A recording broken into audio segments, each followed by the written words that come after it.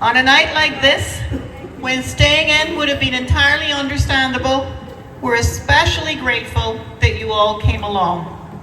So good evening, everybody, and welcome. We gather tonight to remember Bloody Sunday, not as a distant chapter of history, but as a living truth that continues to shape lives, families, and our collective conscience. When the words Bloody Sunday are spoken, they carry a particular weight. They speak of a day marked by profound trauma and injustice. A day when unarmed civilians were met with lethal force. When cries of "don't shoot" were answered with a hail of bullets. They were shot as they tried to escape, struck from behind, falling as they moved instinctively to protect others. What unfolded in those 10 minutes was betrayal and treachery. Yet, what has endured is something far more powerful. The courage of the survivors, the dignity of the families, and their extraordinary resilience over decades of denial and delay.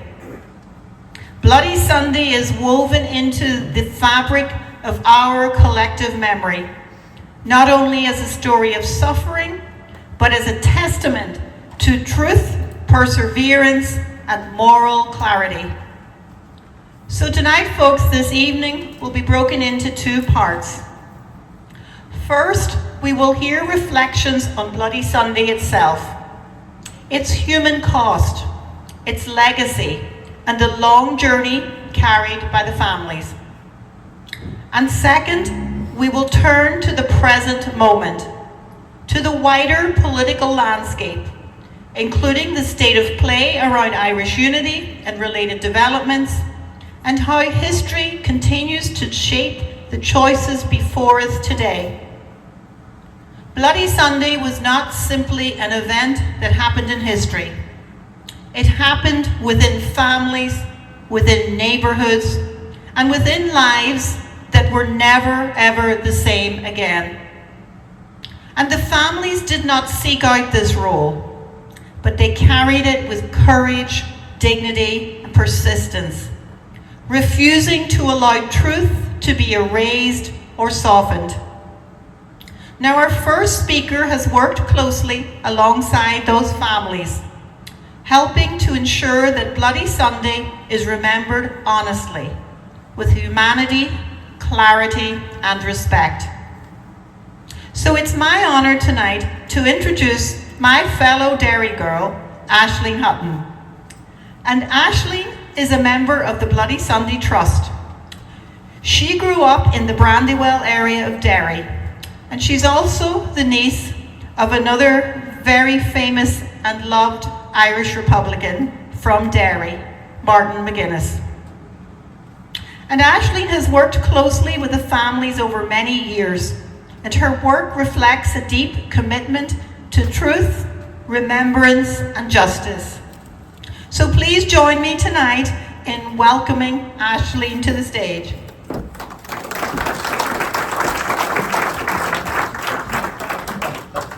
Thank you, Trish, for that wonderful introduction. And can I just say, I'm so honoured to be here this evening. When I was asked to come along on the trip and to give a briefing to all of you here, all the wonderful Irish American people here, in relation to Bloody Sunday, we were very honoured, not only as a trust, but as an individual, as a Derry girl. I feel really, really lucky to be among you all here this evening, and I hope that going forward this is the start of a really good relationship. So I have a speech here that I've written tonight.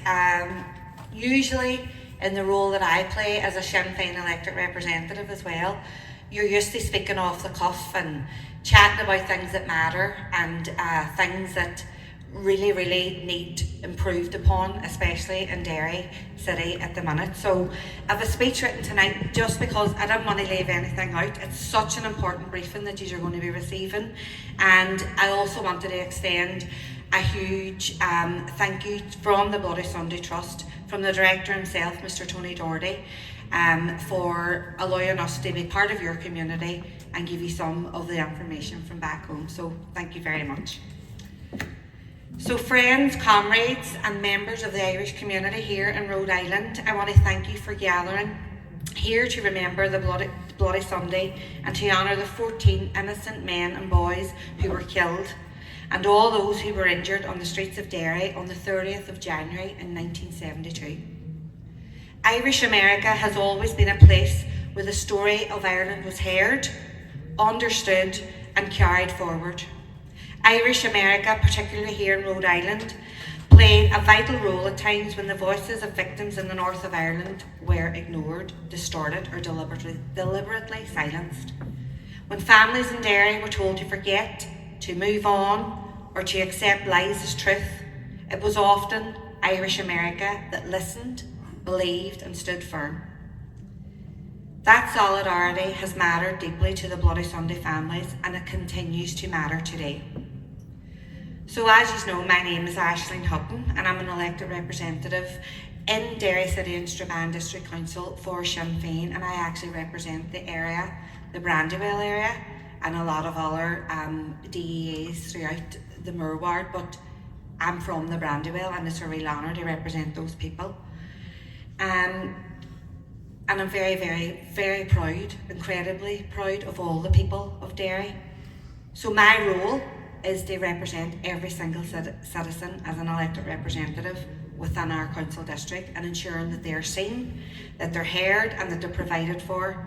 And I will work continuously and tirelessly to unite our island and build a future based on equality, unity and hope for all. So in Derry we have been through hard times that tested us, but Derry has always come back stronger. Resilience really does run deep here in Derry City. It's who we are and it's something I'll always carry forward with pride. I am also a director on the Bloody Sunday Trust coming up in 10 years, and I'm very proud of this role as we continue to honour truth, justice and the memories that must never ever be forgotten. So this year will see 30 years since the first meeting of the Bloody Sunday Trust and 20 years since the Museum of Free Derry opened its doors. The Bloody Sunday Trust was established in 1996 at a time when two very different narratives existed about what happened on Bloody Sunday. So the first narrative was the official British Army version. That claimed that soldiers came under attack from the IRA during a civil rights march, that they returned fire, and that those killed were gunmen and bombers. This version of events was broadcast around the world within minutes of the massacre, and it shaped international media coverage for many years after that. Can you hear me okay? I'm shouting loud enough? I'm good at shouting. The second narrative came from those who were there, from the families, the wounded and the people of Derry. They told how 14 innocent men and boys were shot dead by the British soldiers, how none posed a threat and how people were shot while fleeing or while trying to help the wounded. They told how the parachute regiment came into our city, carried out the killings and left on the very same day. For decades the family were left not only to grieve but to endure lies and slurs about their loved ones. To demand justice was treated as an act of hostility rather than a basic human right. One of the clearest and most painful examples of the lies told about the victims of Bloody Sunday is the case of Ciaran Quinn. Ciaran was just 17 years old when he was shot and killed. In the immediate aftermath of his death, the British Army and sections of the media claimed that nail bombs were found in his pockets. That claim was used for decades to justify his killing and to smear his name. However, eyewitnesses who were there with Ciaran as he lay dying clearly said that he had nothing in his pockets. The Savile inquiry ultimately accepted that the bombs were not in Ciaran's pockets. They weren't in his possession at all when he was shot. and that they must have been planted or added later. Despite this finding, the damage caused by that lie has never been fully undone. Jared's family have had to live with that falsehood for more than 50 years, and they continue their fight for full truth, accountability and justice. Not just for Jared, but for every family whose loved one was posthumously criminalised to protect the British state. What ultimately shifted that reality was the determination of the families themselves, supported consistently and publicly by Sinn Féin and by international allies, including here in Irish America. Martin McGuinness was central to that effort. As a leader in Derry, as a Republican, and later as Deputy First Minister, he stood with the families when doing so came at a political cost. He understood that truth was not a threat to peace, but a foundation. That commitment didn't end with Martin. Today, Sinn Féin's leadership under Mary Lou MacDonald and Michelle O'Neill continues to stand unequivocally with the Bloody Sunday families and with all those injured on that day. They have been clear that legacy issues cannot be resolved by denial, by immunity, or by drawing a line under the past without truth or accountability. Michelle, as First Minister, and Mary Lou, as Party President, have repeatedly affirmed that the pursuit of justice for the Bloody Sunday families, victims and the wounded is not about the past alone, but about the kind of society that we are building now, one rooted in equality, human rights and respect for victims. The Savile inquiry, forced by sustained pressure from the families in Sinn Féin, confirmed what the families had always said. The killings on Bloody Sunday were unjustified and unjustifiable. The Bloody Sunday Trust went on to establish the Museum of Free Derry to preserve the memory of those who were killed and injured, and to place Bloody Sunday within the wider struggle for civil rights in the north of Ireland. The museum is not simply a memorial, it is a living institution, an educational space, a social enterprise, and a platform for human rights and dialogue. This year's 54th commemoration of Bloody Sunday takes place in the context of the Soldier F trial, and it is important, particularly for an international audience, that the facts of the case are clearly understood. Soldier F was responsible for killing 5 men and boys and wounding 5 others during a 10-minute shooting spree in Glenfada Park. He was charged with murder, attempted murder, but he was acquitted in October last year. That acquittal was not because the killings were justified, it was because the justice system failed at the very beginning. The Royal Ulster Constabulary, known as the RUC, did not treat Bloody Sunday as a crime scene. There was no proper forensic investigation. Evidence was not gathered, preserved or tested. Witness statements were delayed, mishandled or never properly taken. Because of those failures rooted in a system that did not regard nationals' lives as worthy of justice, the court ruled decades later that a fair trial was no longer possible. However, the High Court Judge, Justice Lynch, made something else very clear, and this is what Justice Lynch stated. Shortly after 4 p.m. on the 30th of January 1972, a number of soldiers, members of the Parachute Regiment, entered Glenfada Park North and immediately, or almost immediately, opened fire with high-velocity weapons at unarmed civilians at a distance of 50 metres or less, shooting in the back at unarmed civilians fleeing from them in the streets of a British city. Those responsible should hang their heads in shame. And those words really, really mattered. They stand in stark contrast to an earlier era when judges described people killed by the British Army and the RUC as having met the final court of justice. That shift did not happen by accident. It happened because families supported by Sinn Féin, past and present, and by communities like this one in Rhode Island, refused to give up. The Soldier F verdict is a defining moment, but it's not the end of the road. The Bloody Sunday families are now demanding charges of perjury be laid against the soldiers, and I pray that they do succeed. The Bloody Sunday families are committed to supporting other families who are still seeking truth and justice. whether in Ballymurphy or Springhill or elsewhere. Sinn Féin's current leadership has made it clear that those families will not be left isolated, and that legacy mechanisms must be victim-centred, rights-based and compliant with international law. Legacy issues remain unsolved because the British government continues to resist accountability and to pursue mechanisms designed to protect the state rather than deliver justice. Sinn Féin North and South, in government and in opposition, has been unwavering in opposing those efforts.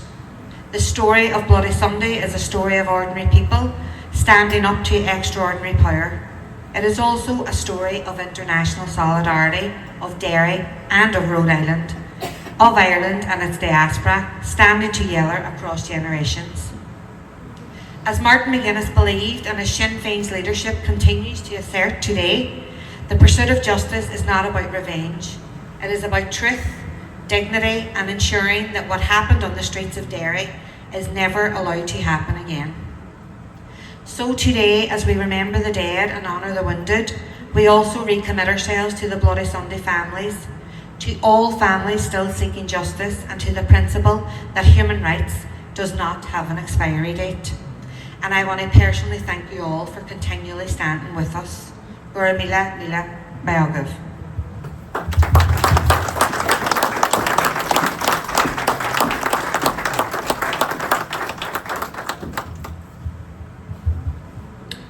Thank you, Aisling, for those very powerful and moving reflections. So as we've heard, Bloody Sunday did not end when the shooting stopped. It lived on, in grief, in silence, and in the long struggle for truth. What the family showed again and again is that remembrance is not passive. It is something that must be carried, defended, and renewed.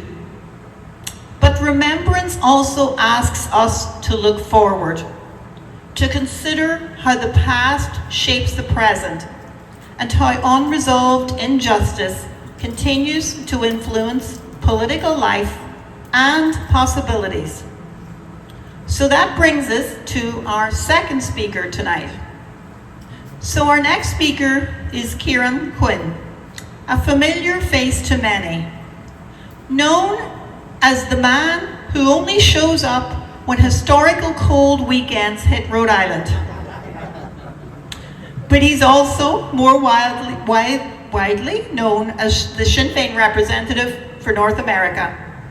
So Ciaran will speak to the current political context, including the state of play around Irish unity and related issues, offering an update on where things stand and where momentum, challenges, and opportunities may lay. His focus is very much on the present moment and the road ahead. So please welcome Ciaran.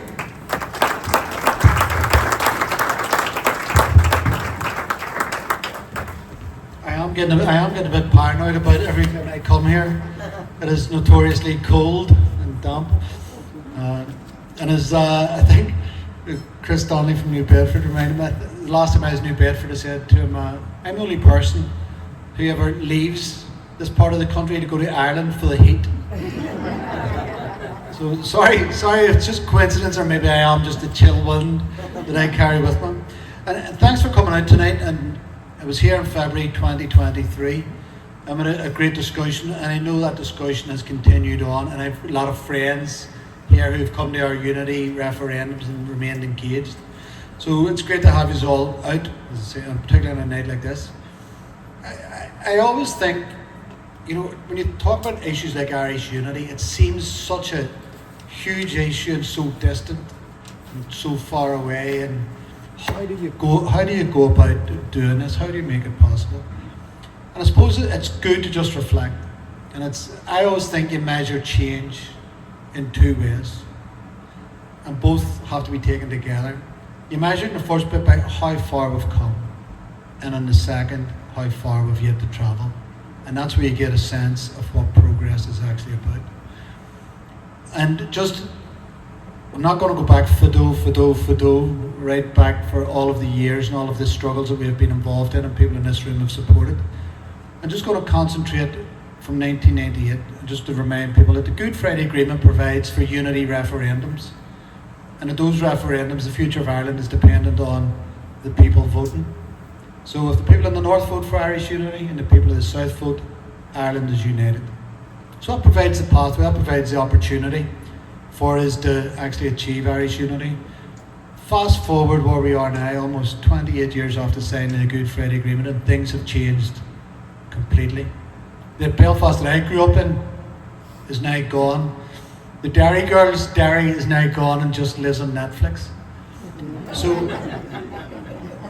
what do we have? We've got an assembly that meets in the north, which is headed up by a Republican First Minister, in a state that was never meant to happen. So the north was brought into being by gerrymandering.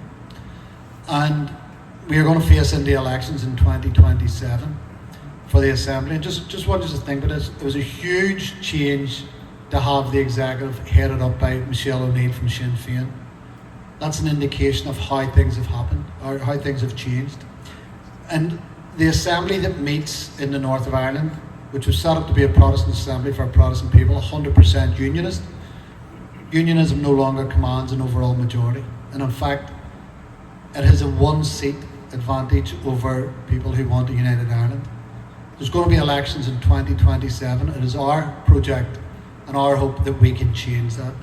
So not only will it be a Sinn Féin First Minister, but the largest denomination in Stormont would be United Irelanders. And the reason why it's important, again, it just underscores progress. It's getting irresistible now for there to be a referendum on Irish unity. And in the south, Sinn Féin's now the largest party in the polls with an official party of opposition. When I went down to the south to work for the first time in 2005, Sinn Féin was at 3% and had four TDs. It moved from 5 to 4. So yeah, they're all indications of change. And just over the past year, so we have a new Irish government in place, headed up by Micheál Martin, in place in January of last year. And Micheál Martin said this when he came into power. He says, there will not be a unity referendum under the lifetime of this government. As he said in January, and that would mean 2030. Now, I want it before 2030, but it shows you how close people are beginning to think, and he does not want a unity referendum. So as we said in January, in April, Leo Varadkar was in Philadelphia, and he said, Irish unity is going to be the project of this generation. And for those who don't know, Leo Varadkar was the Taoiseach before Micheál Martin, and before Simon Harris. So he was the Taoiseach, and he's the leader of Fine Gael. We also had the former leader, and the guy who signed the Good Friday Agreement, Bertie Ahern, said now's the time to start planning and preparing for unity referendums. We had Catherine Connolly elected as the new Uachtar on the Huron, and she stood on a platform of Irish unity, and she says that there will be unity referendums within her term, which is 7 years. So you can see how Micheál Martin is very much isolated as the year goes on. And then we finished up the year with Sinn Féin bringing forward a motion in the Dáil and a similar motion in the Seanad, calling for the Irish government to plan and prepare for unity referendums. And what happened with that? Micheál Martin and Fianna Fáil and Fine Gael couldn't object. So that is now passed. So it's the will of the Irish Parliament that the government begins to plan and prepare. It's written in the Bunrat na Huron, the Constitution, that Irish unity is the will of the people.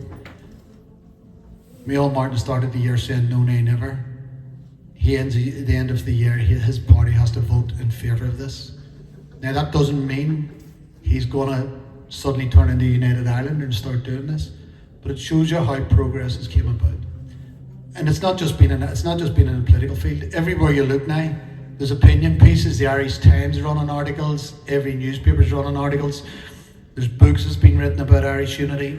And even in the last 2 weeks, there was an article written about what broadcasting and what the media would look like in a united Ireland. We also had the former special branch, the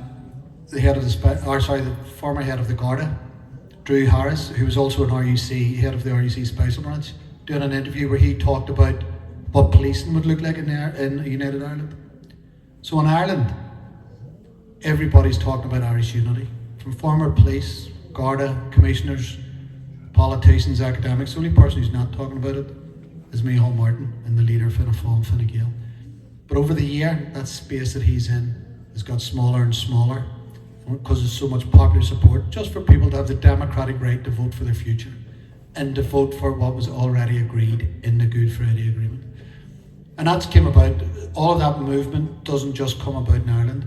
Over the past 12 months, we have had 11 unity referendums across the US, from Pearl River, Hartford, Connecticut, Chicago, Cincinnati, I'm going to miss somewhere around here, San Francisco, Boston, we couldn't forget about Boston. Well, you get the picture. And we have another 4 in Canada. So and there's a new generation as well that's coming to this, and it's a very exciting prospect because it's exciting for this reason. We have the opportunity that was denied for the generations who came before us. I mean, the Cllr Club has been in existence 70 years. All of those generations who came here held out a dream for a united and free Ireland. We could see it, and I'm not going to even say in our lifetime, we can see it in the next number of years if we continue to make progress. So how far? So that's the progress that has been there. Fundamental changes in the political system, fundamental changes in the narrative in the civic society where Irish unity is now front and centre. So how far do we need to go? What we need to do is we need to secure and win unity referendums north and south. So I'll leave the winning bit off because we have to secure them first of all. And if we're going to secure unity referendums, we need to move the Irish government's position. We need to move Micheál Martin's position.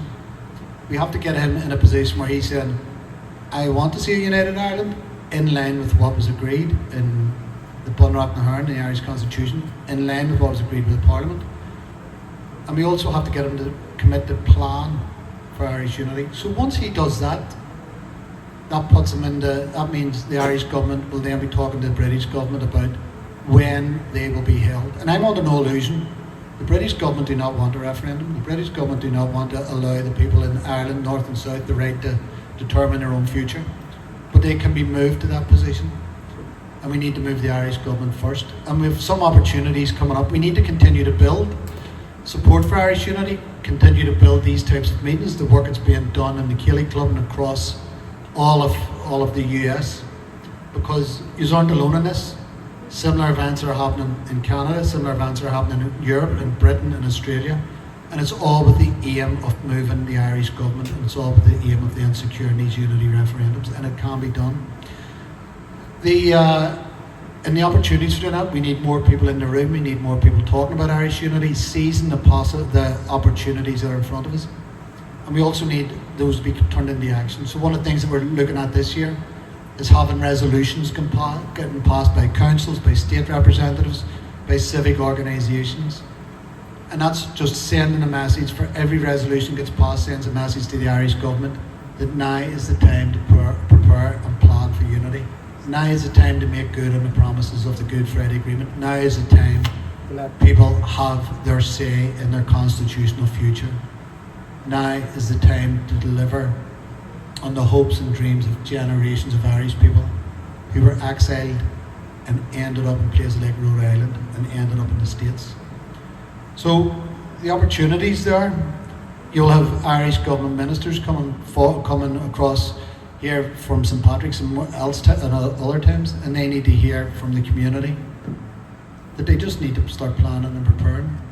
And I was just mindful when I was listening to Aisling just about the struggle of the bloody Sunday families. You know, at the time, any change that you try to bring about, you're going to face all sorts of challenges. You're going to face people who say no. The bloody Sunday families never took no for an answer. They continued on, and they built their campaign to achieve truth and justice for their loved ones. And that was a hard-fought campaign. And that's the road ahead of us. It's not going to be 50 years, it's not going to be 10 years. This can be done within 5 years with concerted effort, and just to keep on and keep on and keep on plugging away, because right is on our side. destiny is on the side of those who want to see Irish unity. The political agreement of the Good Friday Agreement is on our side for those who want to see Irish unity. It is the will of the Irish nation, and we just need to bring it about. And I was actually minded about something that Martin McGuinness said. And Martin McGuinness was a fisherman, as you just know, it was his big thing. And he was forever talking to me about rivers for some reason, with fishing them and trying to get me involved in fishing. And I remember him telling me one time, he says, do you know what cuts through a mountain and what cuts through rock? Persistent pressure. Persistent pressure. Rivers flowing over them. Water can cut through a mountain with pressure. And that's what we need to do, just consistent pressure. We are this close, we are at a tipping point in terms of an Irish government getting on board for Irish unity, and we need that final push. Then we move on, we secure the unity referendums, and then we win those unity referendums north and south.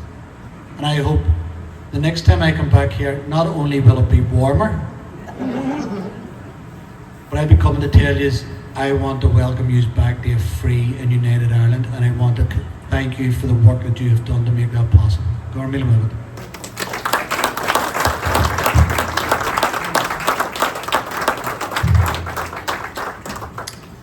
Thank you, Ciaran, for that great information for us. So now we're just going to open up the floor. If anyone has questions for our two guests, you can raise your hand or comments.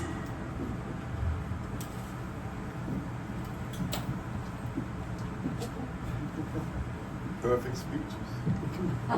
Please go ahead, yeah. How much problems are we going to have? One thing to get the people of Northern Ireland to say, yeah, we join back to the South and vice versa. But what about England? How do we get British Parliament to go along with what the popular vote hopefully will? So just in case anyone's not hearing, how do we get the British Parliament to follow along? If Ireland wants an Irish unity, how do we force them into it? And I think Ciaran probably has the answer to that. It's called democracy. It's called democracy. So, I mean, it's a great question, and I suppose my answer to it is one, the political will has to be, and I'm going to come back to that. But if we start with what has already been agreed, the Good Friday Agreement is clear that once people in the north vote for Irish unity and people in the south vote, the British government is obligated to do it. So they've already signed up that they will do it. Now, we do have a phrase in Ireland called perfidious Albion, and that is that the British, which is actually French, but the British government never will honour their agreements. I think in this one, there's a political logic for them to do it, because if they refuse to do that against the will of a majority in the north of Ireland, that undermines the last 100 years of David justification. And also, I'm not so sad that the British government have so much love for the north of Ireland, and it becomes even more pointed of a group called Reform, who are now top of the polls come in, because the north has become a problem for them. It's because they want to Brexit, they want to be British nationalists, and they would sacrifice the north of Ireland, I believe, anyway, and we'll move on a referendum. But back to the starting point, I think the Good Friday Agreement already obligates the British government to honour that outcome. Now there's negotiations about finance and all that needs to get done, but the bottom line is Westminster would have to vote for it, and I think the political logic to it would also dictate they would have to do it.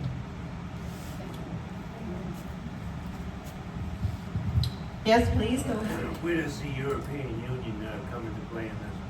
So we're asking the influence of the European Union here, and what part do they have to play?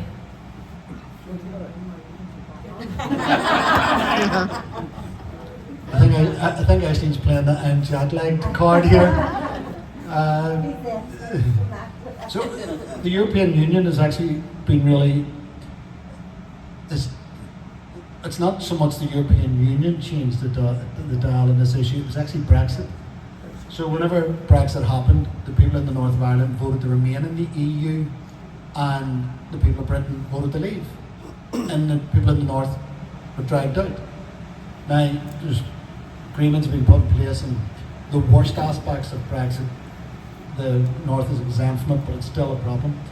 But immediately after the Brexit vote, the European Union said that if Ireland was united, it would automatically get membership of the EU. So it's not as if, there was always a question, would you have to reapply and go through all the process? No. If Ireland's united, then they're automatically a full member of the EU. And what that happened, the impact that had, is that it means if you're a farmer, you better be in the EU because you get all your grants. So suddenly became an economic issue for Irish unity. If you're a young person and you want to travel and work in Europe, you can't do it if you're from the North as easily as you can if you're in the EU. So it makes sense for a lot of young people. And some people just have a European identity, which is now being denied them. So it's just been really interesting. One of the thing that I think opened up the Irish unity debate was Brexit, because it meant a section of the community had to make a choice. And it was, what union do they want to belong to? Do they want to belong to a union with Britain, where London can dictate, or do they want to be in a united Ireland and part of the EU? And I think more and more people are now moving towards the United Ireland and the EU bit. Works for the economy, works for their rights, works for their ability to travel. So it's just been really interesting dynamics put in. But that's what the EU's position is. Ireland's united tomorrow, Monday it's a full member of the EU. I'll just make a wee comment on that as well. It's something that we're seeing time and time again from a local government perspective, and that is the support that is needed out there for workers and families in the north of Ireland at the minute. And that is all coming down to good jobs balance, childcare, health, education. And when you go to the crux of that, it's the austerity that is happening because we are being ruled by a British state. They control the purse, they control the budgets, and time again, the people of the north are being failed because the money's just not there to provide the service that they need. So it's not rocket science what we need to do in order to give people the lives that they deserve, but it's the convincing that we need to do to the unionist community. And that is something that Sinn Féin as a whole are taking very, very seriously. We are forming unity working groups across the local council areas, towns that are on border counties like Derry and Donegal. We are trying to work together on a lot of initiatives that show people that unity makes sense. It shows how quickly we can get things done, and it shows how far money can be spread to provide resources that people need. So I think our job of work at the minute, and we've had meetings with leadership in Sinn Féin around this, is convincing our unionist neighbours that yes, us as Republicans want a united Ireland. We deserve it.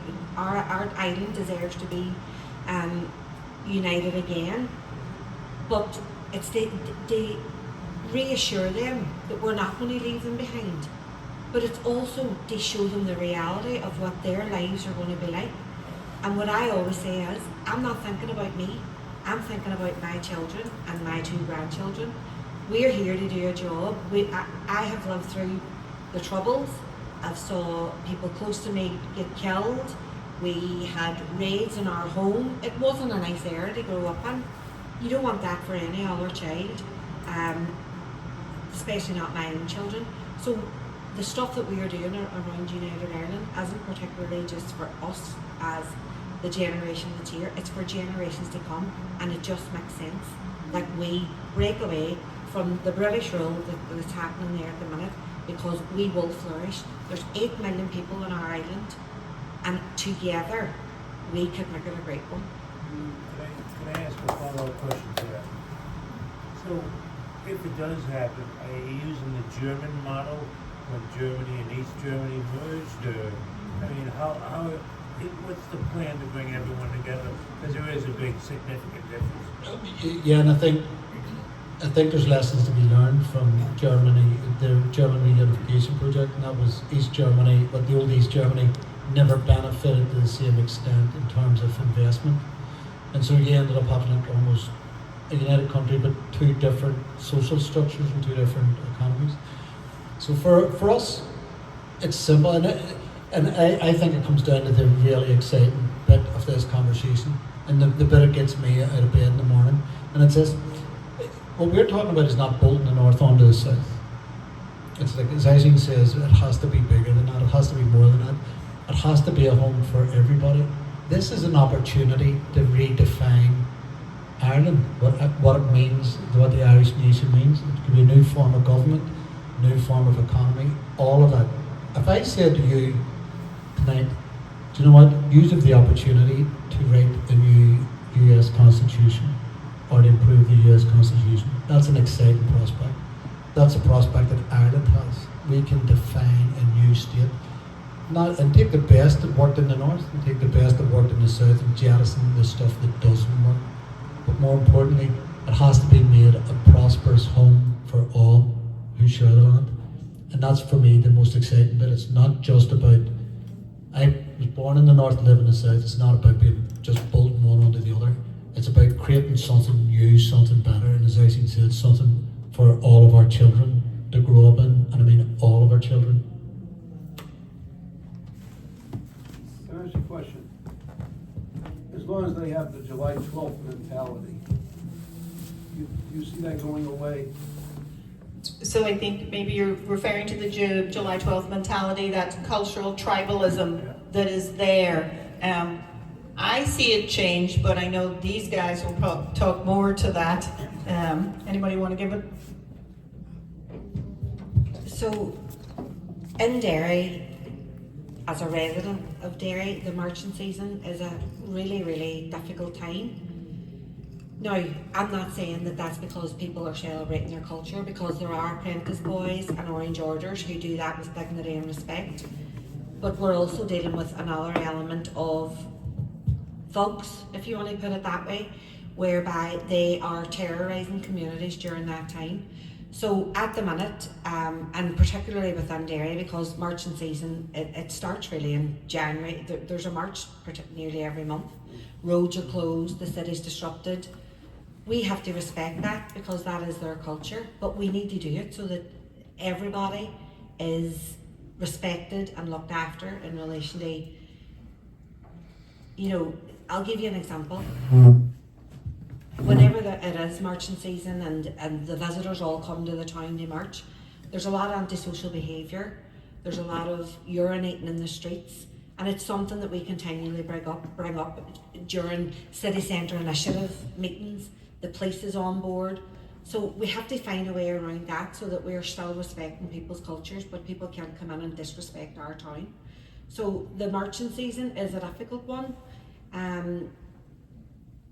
That is something that our unionist neighbours will continue to do, but it's how they're going to do it and how they're going to do it to respect us.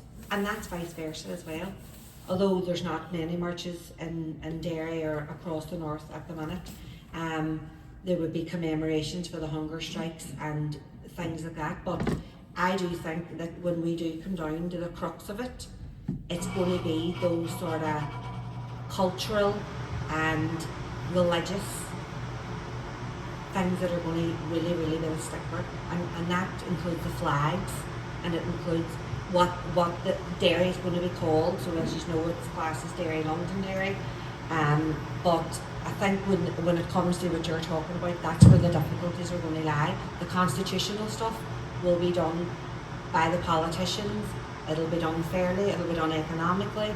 But I think what it is going to come down to is the nitty-gritty of who we are and ensuring people that we're not going to strip that away from them, but they have to do it respectfully. So I just, before Chris comes in, just a couple of reflections. Is it, I don't know if you can pick up, is the difference in my accent than Patricia's and Aisling's? So I'm from Belfast, and they're from Derry, and I always think Belfast is the greatest city in Ireland. But one of the things that I did have the pleasure of doing was I actually ended up in Derry for a series of engagements with the Loyalist Bands Forum. So these are the Loyalist bands who marched on the 12th of July. And we had a series of discussions with them, some in forums like this, some in small ones, and it was just really illuminating the discussions. when you started talking about our hopes for United Ireland and what it would look like. And first of all, you have to dispel all the myths. And I remember particularly, this sounds a bit trite, but there was a young woman and she was a Scottish Highland dancer. And she asked, would I be allowed to do Highland dancing in United Ireland, or will I have to learn Irish dancing? And that sounds pretty trite, but it was in her head. Would you have to learn to speak Irish? Would there be no orange marches in United Ireland?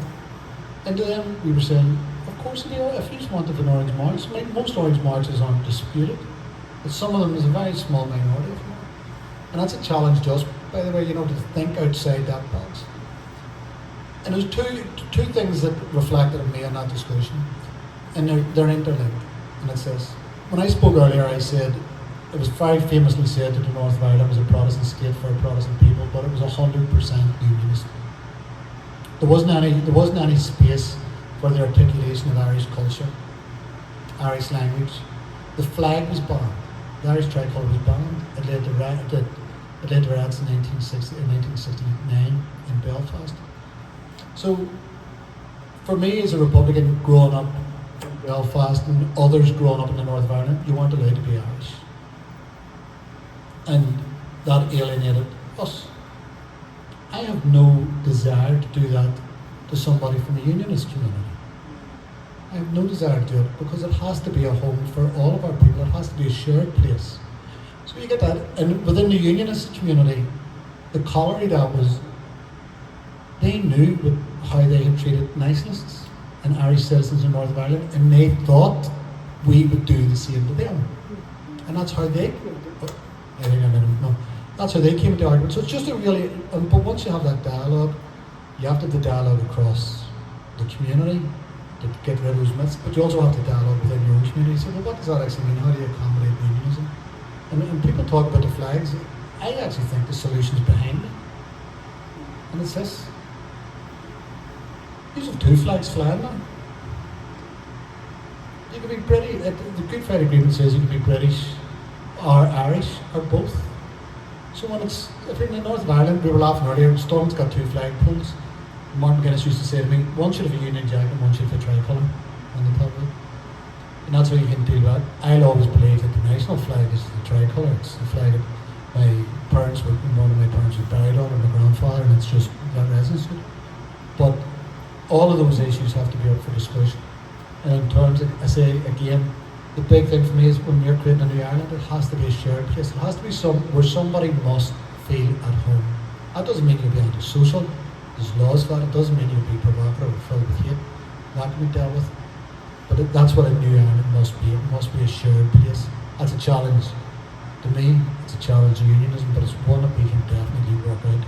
And lastly, on that conversation, the conversation with the loyalists ended on this note. We were sitting, at this stage there was only 6 of us in a very small group. And one of them was a bass drummer. And the bass drummer in the band is the biggest guy. He beats the tar out of that drum, and he's covered in tattoos, and he's 3 times the size of me. And we're sitting having this conversation. And he leans across the table and he says, do you know what? I'll never vote for a United Ireland. And I said to him, do you know what? I'll never vote for partition. And then he said to me, but you know what? See if you win, I will stay and I will make this work because this is my home. And I says, if we win, I will welcome you to do that.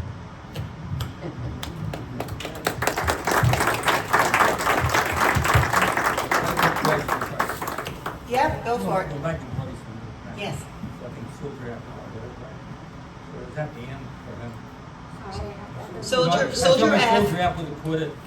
So is that the end for him, or is there some way forward to pulling him a fight for what he did in the Empire? Well, I was up at the trial, Chris, and before the trial even began, based on the RUC investigation. So at that time, I should have mentioned this. There was the Widgery tribunal at the time of Bloody Sunday, which lasted 13 days. And it was at the Widgery tribunal that's the evidence that was used by the RUC to determine the decision, and that's when the the 14 young boys and men were accused of being gunmen. So whenever that evidence was brought before the judge, we knew from the very outset that he wasn't going to be convicted, because you cannot hold somebody on trial without evidence, and the evidence just wasn't there. It was flawed, it was lies, it was just unfinished. There was no real evidence there to convict him. But Judge Lynch still wanted to try him. He still wanted to bring him into that courtroom. And I applaud him for doing that, because the families actually feel content and they feel as if they have succeeded bringing a British soldier to an Irish courtroom and trying him for the murder of the murder of 3 and attempted murder of 5 people on Bloody Sunday. So it is the end in relation to convicting him. Chris, there'll be the families won't be appealing it or anything like that, because it's just going to be the same story over again. The evidence is just not there. But I think the statement from Judge Lynch is something that gives them comfort that they can hold on to for the rest of their lives. It was said publicly that they should hang their heads in shame. The judge basically says, I believe that you... It basically gave the families that comfort to say, I know he did it, but I just can't do anything about it in a court of law. But what they are trying to do is bring charges of perjury now, because of the lies and the misinformation that was told throughout the whole RUC investigations, and that includes maybe holding account as well to anybody that was involved in taking those statements. So it is the end for the Soldier F trial, but I do think it was a very worthwhile thing to do. But I do think that there was a wee bit of hope throughout the trial, maybe on a few occasions, that we did think that, oh, maybe something else going to happen here.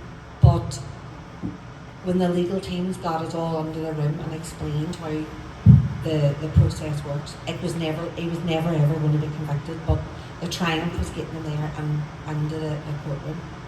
And in relation to that, there was busloads of us went up from Derry every hearing, and we would have went to a community centre in the markets first, and we had tea and coffee, gathered ourselves and walked, and every single day there was veterans at that door, and that's okay.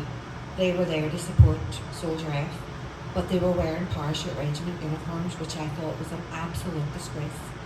And I think it just sort of dug the knife in a wee bit deeper. Those people were going up there to try and get justice for their families, and they were met by the same uniform that their loved ones probably saw in their dying moments. So, to answer your question, Chris, it is the end for Soldier F. There is that perjury element of it. But what I will say is, the Bloody Sunday families are people who now have the experience of doing that. There are other families out there, like the Ballymurphy family, Spring Hill. They are actually working with the Grenville families. I don't know if you've heard about that terrible disaster in London about 5 or 6 years ago. A high-rise flats burnt down because the cladding on them was faulty. So they're also working with the Kristian families, which was another major catastrophe in the south of Ireland about 10 years ago now, I think that was, where a petrol station blew up due to faulty equipment and negligence. So the Bloody Sunday Trust and the families are out there internationally. Other families and campaigns are reaching out to them for help, and that is not just, that's the unionist families as well, and people that have lost loved ones from that community. So they're stalwarts in our community. They're people that we all look up to. The resilience that they showed, the respect that they showed, nobody will ever forget that. And what I always say is, nobody will ever forget Bloody Sunday because of those families and how steadfast they remained throughout all of the campaign, even when they were at their very, very lowest. Thank you for that, yeah. Keith, yeah, would you like to? You know, usually I don't need a mic, but I'll make an exception this time. We were talking about Brexit before. I think Britain made a mistake. Do Brexit. their arrogance said we can make it on our own, and the rest of Europe is prospering, and I don't know if they're prospering or not, but I think they made a mistake. Is there a chance that they could have a referendum to remove Brexit, go back, to be in the EU?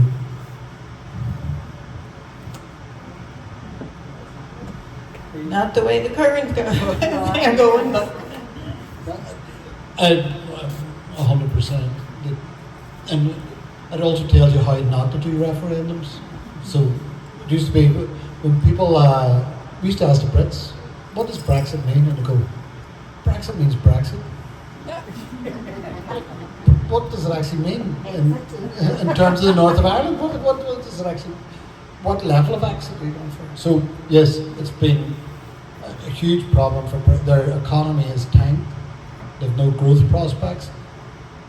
But in terms of overturning the decision, it's now identified that a lot of polls are showing that there will probably be more people who vote to rejoin the EU. But here's the killer. The party who is leading in the polls by far is the Reform Party, which is a far-right party who actually supported Brexit and campaigned for it. That's where they come from. So I don't think it's likely that any British government will call a second referendum on it. And I think if Reform comes in, then that becomes a totally different beast in how they relate to Ireland. And they want to see what they call it a pure Brexit. Whatever. Pure Brexit must mean just pure Brexit, I don't know. And it always reminds me, the one lesson I will say, I don't know, not to go off too much of a track out tangent, about how not to do referendums. So when we come to an Irish unity referendum, we want people to know exactly what they're voting for. And that's the reason why I come back to, we need the Irish government to plan and prepare, and for us all to have a joint view about what a new and united Ireland would look like. So for me, the lessons from Brexit is actually how to do a referendum properly and how to bring the maximum amount of people with you. And that means you have to explain fully what it is. It's not just a slogan, it's not just a 6-week campaign, it's about engaging with people. So I think there's loads of lessons to be learned from Brexit, but it's basically how not to do a referendum. For us, we need a clear view and vision to put to people. Says this is exactly what you're voting for. More of the same, as Aisling pointed out, a British government who dictates what the budget is to the north, which is never enough. They no tax raising powers. They can veto you in the same way they've done with Brexit, they dragged us out. Or you're going to have a future which is new and united Ireland. Here's what it means. So 2 points. Don't think it's likely it's going to be another referendum. In fact, it could be entrenched. But the big thing, if we want to learn anything from Brexit, is what we need to do is build the case over time and show people exactly what they're voting for so they know. I think as well, the realisation of the funding that came from Europe that totally stopped, that affected Britain as much as it affected us in the north. A lot of the funding that we received from Europe would have been money to enhance people's skills, put them through training, get people back into places of work. When that money was pulled, it was catastrophic across the communities in relation to giving people that second chance to get back out to work and re-educate themselves. The thing about it is, we'll admit that and we'll say how much that has basically damaged our communities. They'll never say that. They'll just go on and say we can do this on our own. But the European monies, the SEUPB monies, all the funding that came from Europe that was stripped from the north of Ireland and across the UK has been catastrophic, and we're trying our best and working to get that money back into our towns, our cities, and into the community groups to help people rebuild their lives. Just to go back to the Good Friday Agreement, obviously there was great controversy in the North and the South and in the States here about certain aspects of it. Probably the most controversial was the fact that it was the British who could independently call the referendum. And moving forward 28 years, it's, for those of us who were involved, for a long time here, the most surprising thing to me is that today we're talking about the obstacle is the government of the 26 counties, and that somehow the world has been flipped upside down in my mind. But what is Sinn Féin doing to, mobilize something to convince the government? Like Kevin, you're saying, like, oh, the Fianna Fáil, Fine Gael people, they'll be over here St. Patrick's Day. Can we go talk to them and, say, go for it? Well, it usually doesn't work that way with the people in the Cllr Club here. So, but I mean, we're tremendously impressed by the mass mobilizations we see supporting Palestine, supporting anti-fascist movements in Ireland. But it doesn't seem like there's a mobilization for a united Ireland that takes place with regular people marching or demonstrating. Maybe we don't get the publicity, I'm just not aware of it. But is there anything like that going on?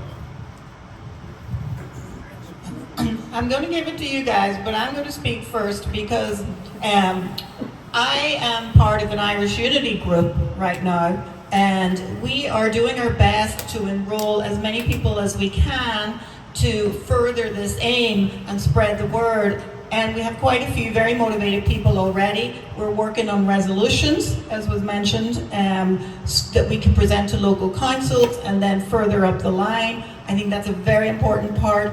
Our goal is to have a representative in every state. We're nowhere near there, but we're working towards it. We're very ambitious. We have an online event coming up on March 30th, which will be by invitation only, but if anybody wants to join, let me know. And that will be online orientation into what our group is actually doing, how you could join up, how you could be active with us too. And we mentioned particularly no part too small. It's a really important fact.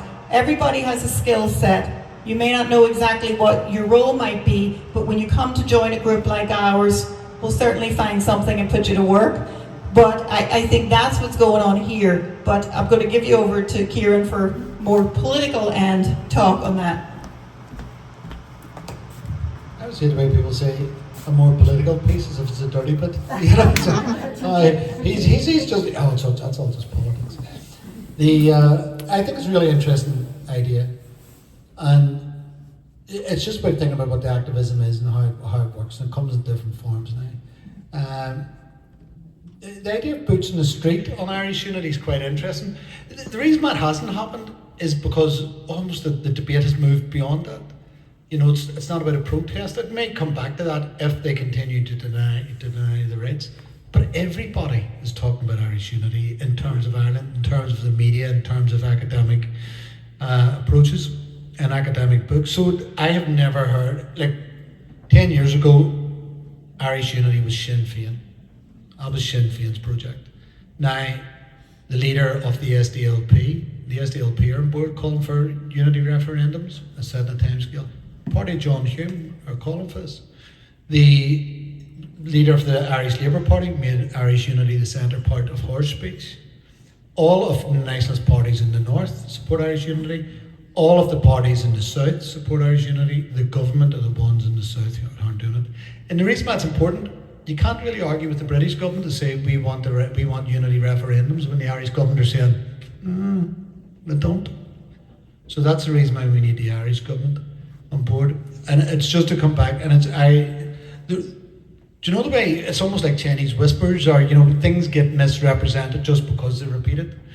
So the actual Good Friday Agreement says that it's up for the people who have the right to determine their futures in referendums. The legislation behind that means that the Irish government could call a referendum tomorrow if they so chose. The British government could call one tomorrow if they so choose. The two of them could agree to call one on Wednesday if they wanted. And don't take my word for it. In 2002, David Trimble actually asked the British government to have a unity referendum for his own reasons. He wanted to go coincide with an assembly election. He thought all the unionists would come out and vote for him. So that right's there. The second bit, which says that British government must call a unity referendum, and it seems the majority will be in favour. The reason why that provision was put in was to make it clear that the British government could not deny for 100 years the unity referendum. So it says you can have a unity referendum anytime, and here's the criteria, which aren't that clear, when they must have one, when there's no getting away from it.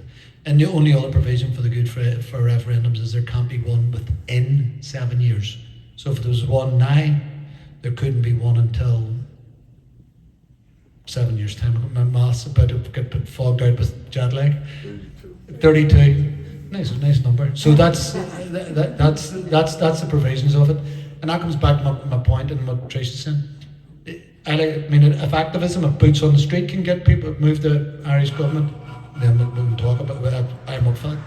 But I just think even the debate has moved beyond that. There's so little space to move in. It's just that bit of push that we need more for them. And I do think the Irish government listen to the US, where it might be the Cllr Club, but it could be the elected representatives. It could be Chris Murphy in Connecticut. It could be whoever the reps are in Rhode Island, making it clear that they want to see unity referendums, and yous can change their opinion in the same way as have for years and brought about change. So that not averse to put boots on the street, but at the minute it's just, I think popular support is there for it, all the polls are there for it, and we need to find a way to articulate it.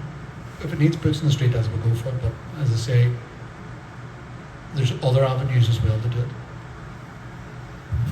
And I think some of those avenues is the commissioning and the Future of Ireland events that are happening throughout the north, the south, even in America there's been events, and that is mobilisation of people from across the community to discuss how a new Ireland would look politically, socially, economically, a new health service, a new education system. So I've been at a few of those events, and it has been quite a mixed number of people from both sides of the community, and they're all giving their opinion on how they feel it would work. I was at one in particular in the Playhouse, and Jerry Adams was actually at it, and there was two unionist ladies who work in the local community. One runs a women's information network, and the other one runs a place in the Waterside called the Shared Village, which is a really, really good news story for the people of Top of the Hill in the Waterside and Irish Street in the Waterside, who are one side's Catholic, one side's unionist, and there was always conflict in that area. So this new shared village has been built. So these women were speaking about, the actual meeting was actually chaired by a Protestant woman from the Fountain who speaks fluent Irish, and she's a great advocate for learning the language but still maintaining her roots in relation to her own Protestant beliefs. So that evening, I think what stood out for me was the fact that the two unionist community workers that were on the panel actually said they believe that uniting Ireland would be beneficial for everybody, but they were afraid of being stripped of their culture. And they spoke really, really openly and transparently about their childhood and how they were brought up, and all about their religious beliefs, about one of their dads playing in a flute band, and they were genuinely concerned that if there was a united Ireland, that would be stripped away from them. So it's important that there are those people in the room to reassure them that that's not going to happen, that this will only happen when everybody's on board and everybody's opinions are listened to. So the Commission on the Future of Ireland events are excellent ways of getting everybody in the room and teasing out all those issues.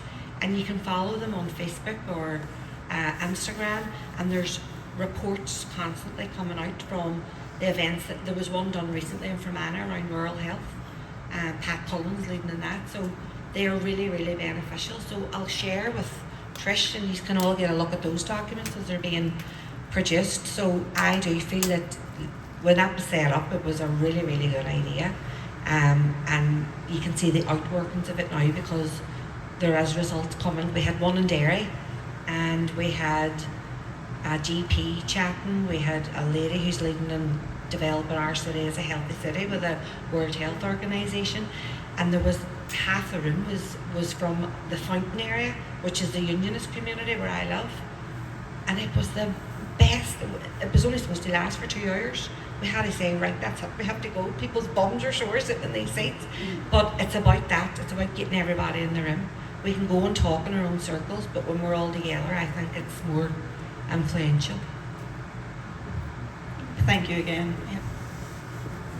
Well, I think we probably established that we could keep talking all night here, and I think the other thing we've established is that these two have to come back and talk to us again so that we can talk all night.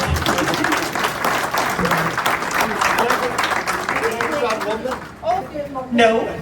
No. No, it would be remiss of me, and Greg would beat me up if he found out about this. But if you want to stay engaged and you want to find out about the work that we are rolling out in the US, just follow Friends of Sinn Féin. You can go to their website. You can sign up to their newsletter. There's a weekly update on the newsletter. Every month there's a video, interviews done on the different aspects of Irish unity with different sets of experts and people from different backgrounds. So if you want to be active in this, go to Friends of Sinn Féin because they support this work in the US.